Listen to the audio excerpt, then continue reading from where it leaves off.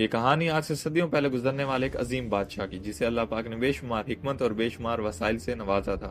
ایسے درندوں کی جنہوں نے آج سے صدیوں پہلے اس زمین پر بے حد خون ریزی کی، بہت زیادہ فساد مچایا، اور ایک ایسی مظلوم قوم کی جو ان درندوں کا ہمیشہ شکار رہے۔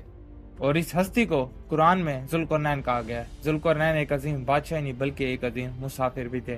قرآن میں اللہ پاک فرماتے ہیں ہم نے ذوالقرنین کو ہر چیز سے نوازا ہے۔ ذوالقرنین کا کام تھا زمین پر عدل اور انصاف کرنا۔ ذوالقرنین نے مشرق سے لے کر مغرب تک بہت ہی زیادہ عظیم سفر کیے، لیکن ایک سفر ان کی زندگی کا ایسا بھی تھا جس نے انسانیت کی قسمت بدل کے رکھ دی۔ وہ اپنی فوج کے ساتھ سفر کرتے کرتے انجان راستوں سے گزرتے گزرتے ایک ایسی جگہ پر پہنچے جسے قرآن میں دو پہاڑوں کے بیچ بھی رکاوٹ کہا گیا ہے۔ ان دو پہاڑوں کے بیچ میں ایک تنگ راستہ تھا، تو ذوالقرنین وہاں سے گزر رہے تھے ایک بار، تو ایک قوم ان کو نظر آئی جو کہ بہت ہی ڈری ہوئی تھی۔ نہ ان کو ان کی بات سمجھ آ رہی تھی، نہ ان کو ان کی بات سمجھ آ رہی تھی۔ تو ذوالقرنین کے کچھ سپاہی تھے، جیسے بھی کر کے انہوں نے ان کی بات سمجھی کہ وہ لوگ کسی عام دشمن سے نہیں بلکہ ایک ایسی مخلوق سے ڈرتے ہیں جو پوری انسانیت کے لیے بہت ہی بڑا خطرہ ہے۔ انہوں نے اپنے کانپتے ہاتھوں سے بتایا کہ اے ذوالقرنین، اس پہاڑ کے درمیان جو راستہ ہے وہاں پر یاجوج اور ماجوج رہتے ہیں۔ یاجوج اور ماجوج حضرت نوح علیہ السلام کی اولاد یافت کی نسل سے تھے۔ یہ لوگ بہت ہی بڑے وحشی درندے اور انسان کی شکل میں حیوان تھے۔ یہ زمین پر فساد مچا رہے تھے۔ یہ ان کے جانور اور ان کی فصلیں سب کچھ خراب کر دیتے۔ تو انہوں نے ذوالقرنین سے کہا کہ ہماری مدد کرے۔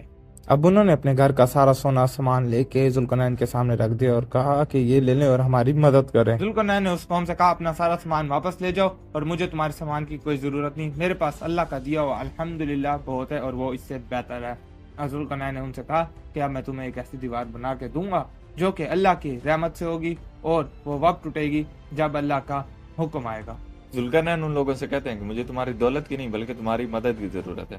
ایک بات ذوالقرنین کو اچھی طرح سے پتہ تھی کہ پتھر کی دیوار ان کا کچھ بھی نہیں بگاڑ سکتی، وہ اسے آرام سے توڑ دیں گے، لہٰذا ان کو ایک ایسے مواد کی ضرورت تھی جو کہ ناقابل تسخیر ہو۔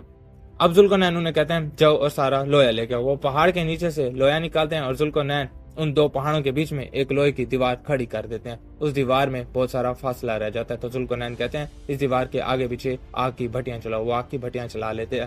اب وہ لویا پگھلنے لگ جاتا ہے، تو ذوالقرنین کہتے ہیں جاؤ اور تانبا کو پگھلا کے لے آؤ۔ وہ تانبے کو پگھلا کے لے آتے ہیں، تو وہ لوہے کی دیوار کے اوپر تانبا ڈال دیتے ہیں۔ اب سائنس گواہ ہے، لویا اور تانبا جب ملتا ہے وہ ایک نئی چیز بنتی ہے جو کہ پتھر اور لوہے کی دیوار سے بہت ہی زیادہ مضبوط ہوتی ہے۔ جو ہی وہ دیوار ٹھنڈی ہوتی ہے تو وہ ایک ایسی دیوار سامنے سے بن کر آتی ہے جس پر چڑھنا یا اس کو توڑنا ناممکن ہوتا ہے۔ اور یہ دیوار بنانے کے بعد ذوالقرنین جو ہے وہ غرور نہیں کرتے بلکہ اللہ کا شکر ادا کرتے ہیں، اور ایسے جملے بولتے ہیں کہ دنیا حیران رہ جاتی کہ یہ دیوار اللہ کی رحمت سے ہے اور اللہ کے حکم سے یہ دیوار ایک دن ریزہ ریزہ ہو جائے گی۔ اب ذوالقرنین یہ بول کر اس علاقے سے چلے جاتے ہیں۔